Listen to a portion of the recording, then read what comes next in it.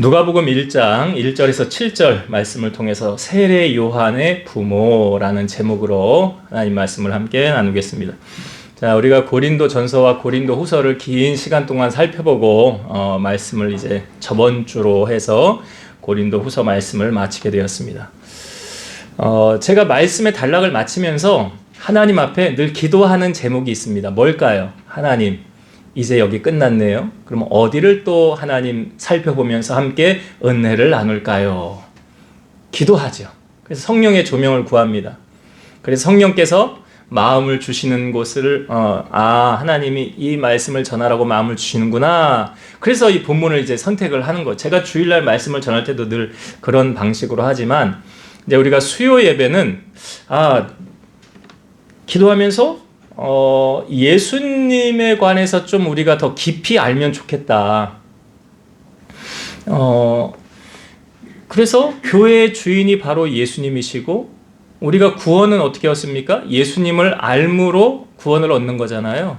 그러니까 교회의 주인이 예수님인데 예수님을 떠나서는 우리가 상상할 수, 구원받을 수도 없으니까 주님을 더 깊이 알아가면 좋겠다라는 마음을 주셔서 사복음서 가운데 누가복음을 나누려고 합니다. 예수님이 공생애 하신 사복음서는 다 주제가 예수님에 관해서 전해지고 있는데요. 근데 그 사복음서에 예수님을 표현하는 방식이 조금은 다릅니다. 마태복음은 예수님을 왕으로 오신 예수님을 주제로 해서 예수님의 왕권, 왕이신 예수님을 주제로 나누고요. 마가복음은 종으로서의 예수님, 낮은 자로서의 예수님. 그러니까 주제가 왕으로서, 마태는 왕으로 오신 예수님, 마가복음은 종으로 오신 예수님, 그럼 누가복음은 사람으로 오신 예수님. 사람의 모습을 가장 우리에게 친숙하게 많이 보여주는 부분이 바로 누가복음이다. 그러니까 예수님이 사람으로 오신 게, 그걸 이제 이단들은 이걸 인정하지 않죠. 예수님은 그러니까 육을 입지 않고 영으로 왔다 뭐 이렇게 인정하고 예수님을 인정하고 싶지 않으니까 그렇게들 막 우깁니다. 근데 분명히 예수님은 사람으로 이 땅에 오셨다. 그래서 누가복음의 전체적인 흐르는 주제는 사람으로 오신 예수님이라는 주제로 계속 흘러가는 거예요. 그럼 요한복음은 사복음서, 그러니까 우리 마태, 마가, 누가복음을 공간복음이라고 그래요. 보는 시각이 조금 비슷하다. 그런데 요한복음은 보는 시각이 완전히 달라요. 그럼 요한복음은 예수님을 뭘로 표현했느냐? 신이신 예수님, 하나님으로 오신 예수님. 그러니까 제자들이 우리에게 하나님 보여주세요라고 말할 때 예수님이 뭐라고 그랬어요? 나를 본 자는 아버지를 보았느니라 라는 말씀이 어디에 있어요? 요한복음에 있는 거예요. 그래서 예수님을 신으로 표현하는 부분이 바로 요한복음이다. 그래서 묵상을 하다가 누가복음 말씀을 우리가 예수님을 더 깊이 알아가고, 어차피 신앙생활은 주님과 나와의 연애 관계잖아요. 우리가 아시아 7교회 살펴보면서 주님이 계속 말씀하시는 게 뭐예요? 너는 나와 첫사랑을 잃어버렸느니라. 이제 이번 주 나눌 말씀은 라오디게아 교회인데, 그 라오디게아 교회는 미지근한 신앙을 가진 교회였단 말이에요. 오래된 연인과 같은. 그러니까 주님과 나와의 관계가 어떠하냐 늘 점검을 해야 되는 거예요. 신앙생활은 사람과의 관계보다 주님과 나와의 관계가 좋으면 사람과의 관계도 좋아요. 주님과 나와의 관계가 틀어지면 사람과의 관계도 틀어져요. 왜 그렇습니까? 잠언의 말씀에 있잖아요. 왕의 마음을 누가 주장한대요? 하나님이. 왕의 마음이 하나님의 손에 있은즉 그가 임의로 인도하시는도다. 왕의 마음도 하나님이 다스리시는데 하물며 우리 주변에 있는 우리 사람들 만남을 맺는 모든 것 다 하나님이 간섭하고 계신다는 거죠. 자, 그래서 우리가 누가복음도 살펴보려고 그랬는데, 자, 그러면 아주 쉬운 질문 드려볼게요. 누가복음의 저자는 누굴까요? 예? 이건 답을 알려주고 지금 질문을 하는 거지요? 마태복음의 저자는 누구예요? 마태. 마가복음의 저자는 마가. 요한복음의 저자는 요한. 누가복음의 저자는 누가. 예, 답을 지금 알려주면서 제가 질문을 드린 거예요. 그럼 한 가지 더 질문해 볼게요. 자, 누가복음의 저자가 누가인데 신약성경 27권 가운데 누가가 한 권을 더 쓴 책이 있어요. 뭘까요? 누가가 한 권을 더 썼어요. 예. 몰라요. 예. 모르셔도 괜찮아요. 제가 이제 알려드릴 거니까. 자, 힌트를 좀 드리면, 이 복음서는 성령 행전이라고도 합니다. 성령 행전이 뭐였더라? 예? 성령 행전이 뭐였더라? 자, 예수님께서 하늘로 승천하시고 내가 너에게 뭘 보낸대요? 성령을 보내리니. 그렇죠. 성령이 임하는 사건이 어디 나옵니까? 마태, 마가, 누가, 요한 다음에 뭐예요? 예, 마태, 마가, 누가, 요한 다음에 그 정도는 사도행전. 누가가 쓴 글이 이제 두 권이 이 정도는 이제 우리가 신앙생활하면서 오늘 이제 안 잊어버리시겠죠? 누가복음하고 사도행전하고는 누가 썼더라? 누가가 썼더라. 누가의 직업은 뭐였을까요? 예, 의사였습니다. 누가의 직업은 의사였고요. 누가가 사도 바울과 함께 동역한 게 2차 사도 바울이 2차 전도 여행 때 드로아에서 만나서 이제 복음을 같이 전하는. 그러니까 사도 바울의 임종 때까지 계속 옆에서 동행했던 인물이 누구냐면 바로 누가였어요. 얼마나 의리 있는 사람이에요. 그렇죠? 고난받는 자리에 같이 가고 싶은 사람이 어디 있겠어요? 근데 이 주를 위하여 고난을 당하는 그 자리에도 함께 했던 사람이 누구냐? 누가였다는 거죠. 그러니까 사도 바울이 복음을 전하면서 위기가 많았잖아요. 그러니까 그 옆에서 사도 바울의 건강을 책임졌던 사람이 누구였을까? 그렇죠. 누가죠. 누가가 의사였으니까 누구보다도 그런 부분을 잘 알 거 아니에요. 그래서 사도 바울과 함께 동역을 하면서 바울의 협력자로 같이 일했던 사람이 바로 누가입니다. 그러니까 누가복음은 언제 쓰여졌느냐? AD 61년에서 63년으로 정해져 있고요. 사도행전하고 비슷합니다. 쓰여진 시기가. 그러니까 제가 누가복음하고 사도행전 썼다고 그랬는데 사도행전 1절하고 2절을 제가 읽어볼게요. 데오빌로여, 내가 먼저 쓴 글에는 무릇 예수께서 행하시며 가르치시기를 시작하신부터 그가 택하신 사도들에게 성령으로 명하시고 승천하신 날까지의 일을 기록하였노라. 여기 1절에 보니까 데오빌로여, 내가 먼저 쓴 글에는 이렇게 나오잖아요. 먼저 쓴 글이 뭘 말할까요? 누가복음. 그래, 누가복음. 내가 먼저 쓴 글에는, 그러니까 누가복음을 먼저 쓰고 그 다음에 사도행전을 썼구나, 누가가. 우리 이렇게 알 수 있죠. 그 가장 정확한 것이 뭐냐면, 자, 이 당시에는요, 이제 글을 쓸 때 수신자가 꼭 기록되어져 있습니다. 우리가 편지를 쓸 때도 TO 누구에게 쓰잖아요. 받는 사람 있잖아요. 마찬가지로 누가가 이 누가복음과 사도행전을 쓸 때 수신자가 기록되어져 있어요. 오늘 우리가 읽은 본문의 말씀에도 보면 사람의 이름, 수신자가 등장을 하고 있거든요. 어디 등장하였느냐? 3절을 한번 볼게요. 3절. 그 모든 일을 근원부터 자세히 미루어 살핀 나도 데오빌로 각하에게 차례대로 써 보내는 것이 좋은 줄 알았노니. 여기 사람 이름 나오지요? 누구요? 데오빌로. 자, 아까 제가 읽어드린 사도행전 1장 1절에 가장 먼저 시작하는 첫 단어가 사람 이름이 나와요. 데오빌로여, 내가 먼저 쓴 글에는. 그러니까 누구를 향하여 쓴 걸 수신자가 확실하지요? 데오빌로라는. 자, 그런데 이 데오빌로에 대해서 이 신학의 학자들이 두 가지의 설을 내세웁니다. 첫 번째는 뭐냐면 그 데오빌로의 이름을 풀어서, 그러니까 데오가 뭐냐면 하나님이고 빌로가 뭐냐면 사랑하는 사람이거든요. 그러니까 이걸 해석하면 이런 거죠. 하나님을 사랑하는 모든 그리스도인을 상징한다. 그러니까 데오빌로는 상징적인 인물이다. 하나님을 사랑하는 모든 크리스찬을 데오빌로라고 말하고 있다 라고 주장하는 하나와, 또 하나는 뭐냐면 우리가 3절을 읽었지만 데오빌로 그 다음에 각하라는 단어가 나오잖아요. 데오빌로 각하. 이 호칭을 보면 로마의 고위 관리나 존경받는 인물이었을 것이다. 그래서 누가복음과 사도행전을 처음 받았던 사람일 것이다.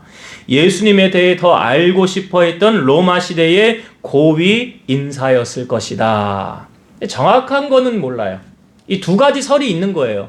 모든 그리스도인을 대상으로 한 것인가, 아니면 로마의 고위 간직을 두고 한 말인가. 그러니까 이게 분명한 건 뭐냐면, 분명한 건 하나님을 사랑하는 그리스도인들에게 예수님에 대해서 더 설명해 주기 위해 기록한 서신이다.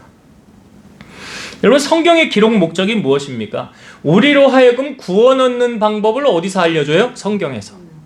이 성경에서 구원받는 방법을 알려주는 거예요. 오직 구원은 예수 그리스도로만 가능하다.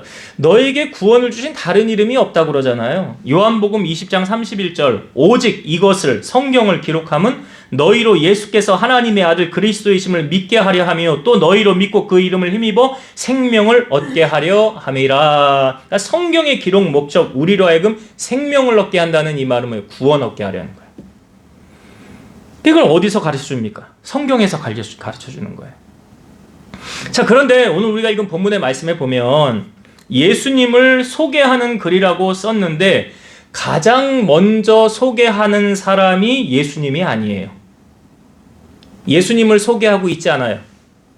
가장 먼저 예수님이 아닌 다른 사람을 소개하고 있는데 그 사람이 누굴까요? 그 사람은 오늘 우리가 정한 본문의 제목에 답이 있어요. 예, 제목을 또 봐요. 오늘 본문의 제목이 뭐라고 그랬죠? 예, 세례 요한의 부모. 그렇죠. 예, 그러면 당연히 누구를 소개하는 걸까요? 예수님보다 세례 요한을 소개하고 있는 거죠. 왜 예수님이 아닌 세례 요한을 먼저 우리에게 소개하고 있을까요? 여러분, 극장에 가면, 자, 영화가 시작하기 전에 화면에 이렇게 탁 틀어주는 게 있어요. 영화 시작 전에 뭘 틀어주죠? 영화 시작하기 전, 극장 가보셨잖아요. 예, 광고 틀어주죠. 광고. 예, 광고 틀어줍니다. 광고가 딱 끝나면 그 다음에 또 보여주는 게 있어요. 영화 보기 전에. 뭐 보여주죠? 그렇지, 비상탈출구. 화재 시에 어디로 대피해라. 비상구가 여기 있다. 만일에 대비해서 알려주는 거잖아요. 그러니까 영화 시작하기 전에 먼저 그것을 딱 보여주고 우리에게 인식을 하게 한 다음에 그 다음에 본편의 영화를 보여주지 않습니까? 왜 예수님보다 지금 세례 요한을 먼저 등장시키고 있느냐? 세례 요한의 사명은 뭐였냐면 예수님보다 6개월 먼저 와서 예수님의 길을 예비한 사람이었어요. 그러니까 이 말은 다른 말로 말하면 예수님이 오셔야 되기 전에 먼저 누가 등장을 해야 돼요? 세례 요한. 그러니까 세례 요한이 등장을 해야 그 다음에 누가 나타나는 거예요? 예수님이 나타나는 거예요. 이게 순서가 바뀔 수가 없는 거예요. 그러니까 세례 요한이 먼저 6개월 먼저 와서 예수님의 길을 예비한 그런 사람이에요. 그러니까 오늘 세례 요한이 이제 우리가 다음 주에 좀 이 부분 살펴보겠지만, 자, 세례 요한에 와서 하는 사명이 뭐였느냐? 17절을 먼저 좀 한번 볼까요? 다음 주에 보겠지만 17절의 말씀 한번 보겠습니다. 1장 17절. 그가 또 엘리야의 심령과 능력으로 주 앞에 먼저 와서 아버지의 마음을 자식에게, 거스리는 자를 의인의 슬기에 돌아오게 하고 주를 위하여 세운 백성을 준비하리라. 이게 누구 설명한 거예요 지금? 세례 요한. 예, 세례 요한을 설명한 거예요. 세례 요한이 이런 사명으로 왔다. 자, 우리가 구약 성경의 제일 마지막 권이 뭐죠? 마태복음 바로 앞에 있는 거. 말라기. 예. 구약 성경의 제일 마지막에 있는 부분이 말라기인데요. 말라기가 4장까지 있는데 그 말라기 4장 마지막 절인 5절과 6절의 말씀을 제가 읽어볼게요. 보라, 여호와의 크고 두려운 날이 이르기 전에 내가 선지자 엘리야를 너희에게 보내리니 그가 아버지의 마음을 자녀에게로 돌이키게 하고 자녀들의 마음을 그들의 아버지에게로 돌이키게 하리라. 돌이키지 아니하면 두렵건대 내가 와서 저주로 그 땅을 칠까 하노라 하시니라. 여기 엘리야를 너희에게 보내리니, 그 엘리야 누구 말하는 걸까요? 그 엘리야가 누굴까요? 요한이죠. 그 17절의 말씀하고 똑같잖아요. 예? 17절. 우리가 왜 17절을 먼저 봤습니까? 엘리야의 심령과 능력으로 주 앞에 먼저 와서, 예수님보다 먼저 와서. 여기도 엘리야를 보내리니, 그러니까 신약 성경의 처음 시작은 누가 옴으로부터 시작이 된 거예요. 세례 요한이 이제 스타트를 끊는 거죠. 바로 먼저. 그 세례 요한이 외친 게 무엇입니까? 회개하라, 천국이 가까이 왔느니라. 너희는 주의 길을 준비하라, 그가 오실 길을 곧게 하라. 너희는 회개에 합당한 열매를 맺고 속으로 아브라함이 너희 주인이라고 생각하지 말라. 주께서 손에 키를 잡고 자기의 타작마당을 정하게 하사 알곡은 모아 곡간에 들이실 것이고 쭉정이는 꺼지지 않는 불에 태우시리라. 그리고 예수님께서 세례 요한에게 와서 요단강에서 나에게 세례를 베풀라 그래요. 그러니까 세례 요한이 내가 어떻게 당신에게 세례를 베풉니까? 당신이 나에게 세례를 베풀어야 되지 않겠습니까? 라고 할 때 예수님이 네가 이렇게 하여야 하나님의 뜻이 이루어지느니라. 그 세례 요한이 예수님의 세례를 베풀어요. 그리고 나중에 세례 요한의 마지막은 어떻게 되는지 아시잖아요. 헤롯이 이제 원래는 다른 형제 다른 사촌의 딸이었는데 이제 재혼을 해가지고 그 딸이 와서 춤춰가지고 너무 마음을 기쁘게 하니까 너 소원을 말해봐라. 그러니까 이제 딸이 엄마한테 가가지고 엄마 소원 뭘 말할까요? 그랬더니 뭘 얘기해요? 헤로디아가 세례 요한의 머리를 구하라. 세례 요한의 머리를 달라고 해라. 그래서 와가지고 얘기하니까 자기가 말한 거를 또 지켜야 되니까 지킬 수 없으니까 아니 나라의 절반이라도 준다고 하는데 굳이 구한 게 세례 요한의 머리를 구했죠. 그래서 세례 요한이 참수형을 당해서 쟁반에 담아가지고 그 소녀에게 머리를 갖다 주잖아요. 세례 요한의 생애가 그렇게 마감이 되잖아요. 그러니까 자 우리는 예수님의 사역이 시작되기 전에 반드시 그 앞에 세례 요한이 등장해 있어야만 예수님의 사역이 시작되는 것을 우리가 알 수 있어요. 세례 요한은요 철저하게 그림자 인생을 살았습니다. 이게 무슨 말이냐면 참 세례 요한이 예수님을 향하여 이런 말을 했어요.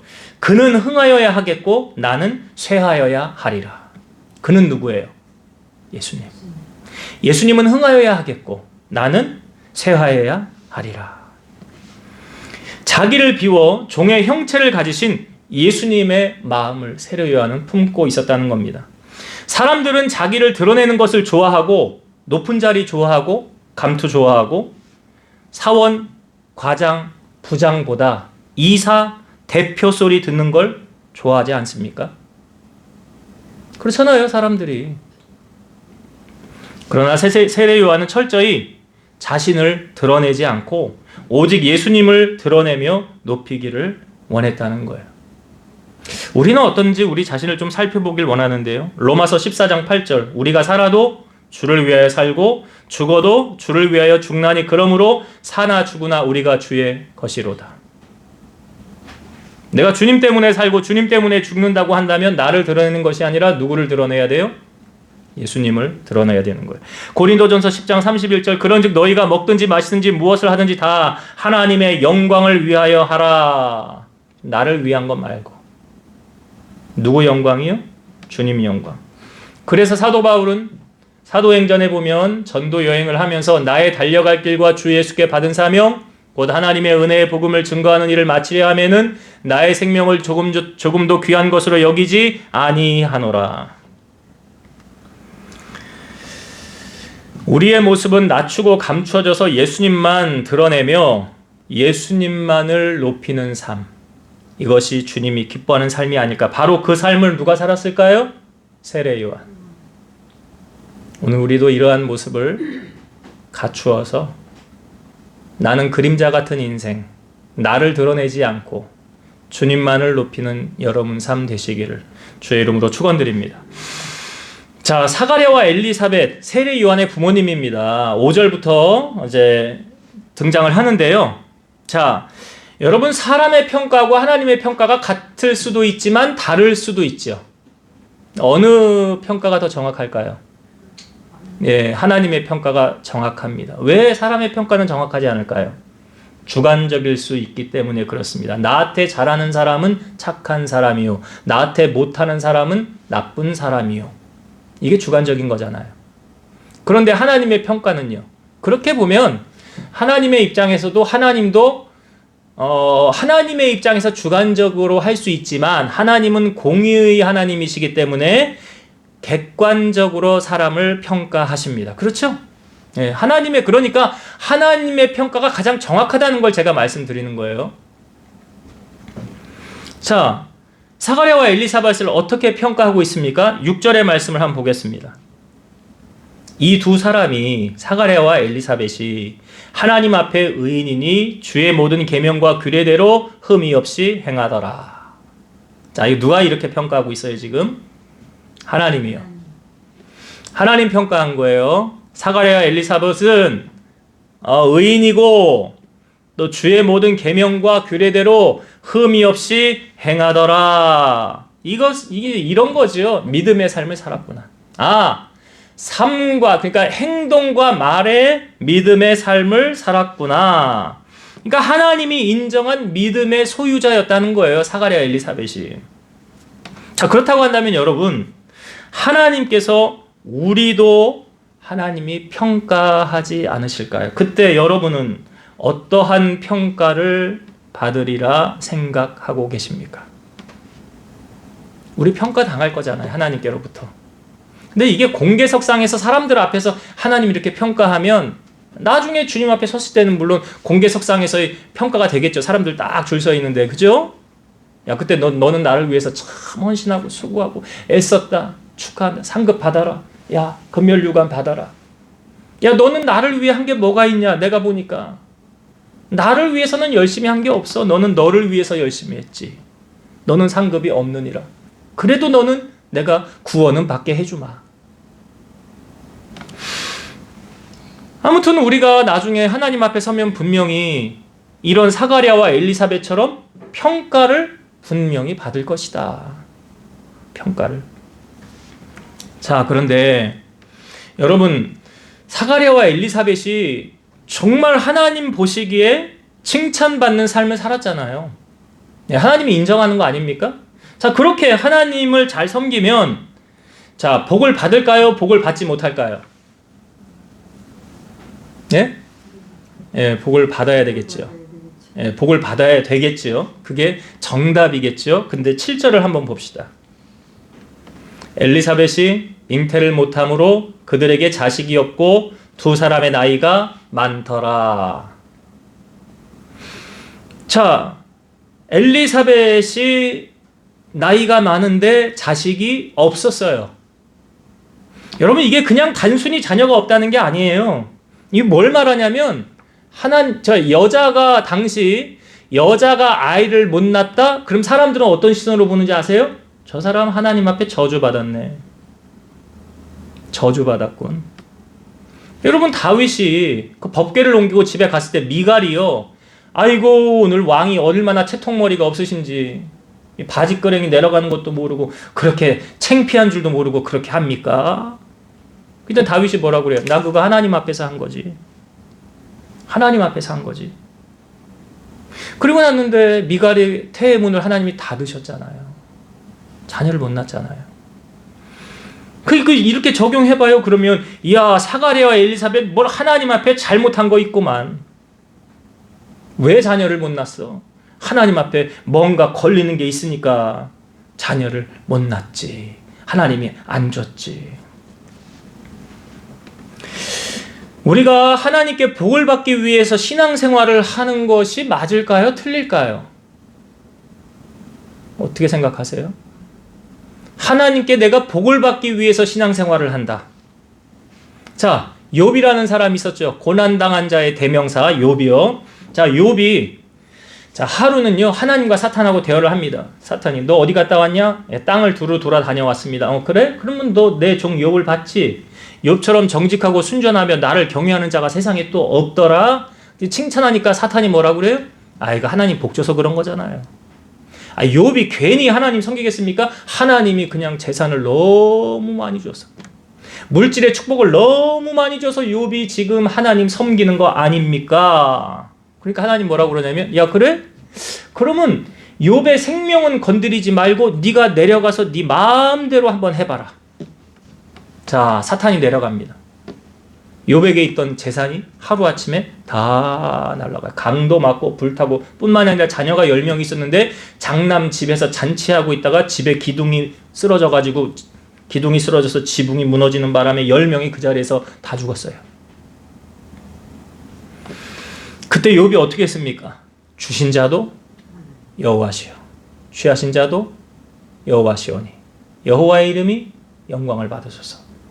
그러니까 하나님이 사탄에게 뭐라고? 야, 네가 나를 요동해가지고 내가 욥을 그렇게 했지만 봐라, 욥이 내가 복을 줘서 나를 섬기냐? 아니지 않느냐? 그런 거야. 복 줘서 그가 나를 섬기는 게 아니지 않느냐? 우리가 기독교가 지금 좀 잘못되어지는 부분이 뭐냐면, 이게 기독교가 세상을 따라가가지고 기복주의로 가가지고 교회 다니면 무조건 복 받는다, 복 받기 위해서 교회 다녀야 돼. 잘못된 거예요. 그거는 그 기복주의라고요. 그러면 그 정한수 떠놓고 빌면서 복 주세요, 복 주세요, 이거하고 다를 게 없다는 거예요. 그럼 하나님 믿으면 복을 받을 수도 있지만 안 받을 수도, 못 받을 수도 있다는 거잖아요. 사가랴와 엘리사벳처럼 하나님 잘 섬겼잖아요. 의인이잖아요. 규명 말씀대로 행하였잖아요. 그러면 자녀를 주시고 번성해야지. 근데 7절의 말씀에 보니까 하나님 말씀대로 살았는데 자녀를 안 주셨잖아요. 그러면 사람들이 그 모습을 보면서 저런 가식적인 사람들, 저거 사람들 보이는 데서만 저렇게 하고 뒤에서는 딴짓거리 하는 거 아니야. 그러니까 하나님이 자녀를 안 주시지. 그러니까 사람들의 시선이 더 무서운 거죠. 그러나 우리가 기억해야 될 사실은 무엇입니까? 하나님은 이들을 인정하고 있다는 사실. 그러니까 우리가 신앙생활을 하면서 복은커녕 고난이 엄습해 온다 할지라도 정금 같은 믿음으로 나아갈 준비가 되어져 있는가. 그래서 욥기는 고백하잖아요. 나의 가는 길을 오직 그가 아시나니 그가 나를 단련하신 후에는 내가 순금과 같이 되어 나아가리라. 오늘 이 반전이죠. 사가랴와 엘리사벳을 통해서 의인인데 하나님이 인정하는 자인데 왜 안 풀려? 왜 안 돼? 그게 이제 우리가 다음 주에 인생 역전하신 하나님 이제 우리가 살펴보겠지만, 사람들의 이러한 시선을 무서워할 필요 없고 정말 중요한 건 무엇입니까, 여러분? 하나님 앞에 인정받는 자로 서는 거예요. 하나님 앞에 인정받는 자로 서는 거예요. 그러면은 언제든지 하나님은 인생 역전 시킬 수 있는 분이시다. 하나님만이 하실 수 있는 일을 행하시는 분이시다. 그 이제 다음 주에 우리가 살펴보려고 그래요. 자, 이제 말씀을 정리하고 마치겠습니다. 여러분, 우리가 오늘 누가복음을 이제 첫 시간을 살펴보았는데요. 자, 누가복음의 저자는 데오빌로라고 그랬어요. 해석은 두 가지라고 그랬죠. 모든 하나님을 믿는 그리스도인이라는 뜻도 있고, 또 데오빌라, 로마의 고위 관직이었던 일 수도 있다. 중요한 것은 누구를 향하여 쓴 글입니까? 크리스찬들, 하나님을 믿는 백성들을 향하여 쓴 글이다. 사실은 성경은 그래요. 성경은 하나님의 백성들을 향하여 쓴 책이 맞잖아요. 아무나 성경을 읽는 건 아니잖아요. 그래서 우리를 향한, 우리가 하나님의 말씀으로 받아야 되는 것이고, 자, 오늘 예수님을 먼저 소개하기 전에 누구를 먼저 등장시키고 있습니까? 세례 요한이죠. 세례 요한의 부모님이 지금 나오고 있으니까, 자, 우리는 정말 세례 요한과 같은 그림자 인생을 살아가야 되는 거예요. 그래서 우리가 높임을 받는 게 아니라 나를 통하여 누구를 높이는 거예요? 하나님을 높이는 자. 나를 통하여 하나님 높이는 자. 그 산성수훈에 있잖아요. 너희가 잘하면 그 영광을 하나님께 돌리는 것이고, 너희가 잘못하면 그 영광이 하나님께 가려지는 것이 된다. 그래서 나 한 사람, 단순한 나 하나가 아니라요, 나를 통해서 하나님의 영광이 높여질 수도 있고 낮아질 수도 있다. 철저하게 우리 세례 요한을 보면서 그는 흥하여야 하겠고 나는 쇠하여야 하리라. 주님만을 높이는 인생, 그렇게 살아왔던, 그러니까 어떻게 보면 예수님보다 6개월 먼저 와서 주의 길 예비하는 사람, 길 닦는 사람이잖아요. 사실은 그 역할을 했던 사람이 바로 세례 요한이다. 우리도 그런 그림자 같은 인생, 나를 드러내지 않고 주님을 높이는 인생이 되길 바라고요. 한 가지 더, 하나님 앞에 우리는 어떤 평가를 받을 것인가. 여러분, 사람에게 인정받는 것보다 더 중요한 건 하나님께 인정받는 거예요. 그 다윗이 이스라엘 두 번째 왕이 될 수 있었던 건 사람에게 인정받았습니까? 아니지요. 만약에 다윗이 사람에게 인정받았다고 한다면 사무엘이 왔을 때 이새는 다윗을 그 자리에 머무르게 했어야 됐어요. 사무엘이 너희 집에서 제사 지낼 거니까 아들들 다 대비시켜 놓으라고 그랬잖아요. 대기시켜 놓으라고. 근데 다윗은 그 자리에 없었잖아요. 어디가 있었어요? 양치로. 그 말은 뭘 말하는 거예요? 이새는 다윗은 안중에도 없는 거예요. 그런데 다윗은 누구의 마음에 들었다고요? 하나님 마음. 여러분 사람 마음 들려고 애쓰지 마세요. 우리의 일거수일투족을 바라보고 계시는 하나님의 마음에 들려고 애를 쓰셔야지. 그래야 하나님이 때가 돼서 그를 높이고 그에게 복을 주시지 않겠어요? 자, 우리가 분명히 하나님께로부터 평가를 받을 때 이런 평가를 받길 원해요. 착하고 충성된 종아. 착하고 충성된 종아. 그리고 하나님을 믿음으로 복을 받지 못하고 잘 안 된다 할지라도 그걸로 좌절하거나 낙심할 필요가 없다. 왜? 나중 분명히 하나님의 때가 있으니까. 중요한 것, 사가랴와 엘리사벳처럼 우리도 하나님 앞에 의인이고 주의 모든 규명과 계명대로 규례대로 흠이 없이 행하는 하나님께 인정받는 여러분 삶 되시기를 주의 이름으로 축원드립니다. 기도하겠습니다. 하나님 감사합니다. 우리가 누가복음 말씀을 이제 수요 예배 때 나누려고 합니다. 이 말씀 가운데 주님을 더 깊이 알아가게 하시고 철저하게 우리는 그림자와 같은 인생 세례 요한처럼 주님의 길을 준비하는 자로 살게 하시고 그는 흥하여야 하겠고 나는 쇠하여야 하리는 세례 요한의 말처럼 예수님만을 높이고 우리는 낮아지는 그러한 삶 살아가게 하옵소서. 그리고 주님 앞에 섰을 때 분명히 평가를 받을 때 우리가 주님께로부터 칭찬받는 삶을 살았노라. 그러한 칭찬을 받는 우리 성도들 다 되게 하여 주옵소서. 예수님의 이름으로 기도드리옵나이다. 아멘. 하늘에 계신 우리 아버지여, 이름이 거룩히 여김을 받으시오며 나라의 임하옵시며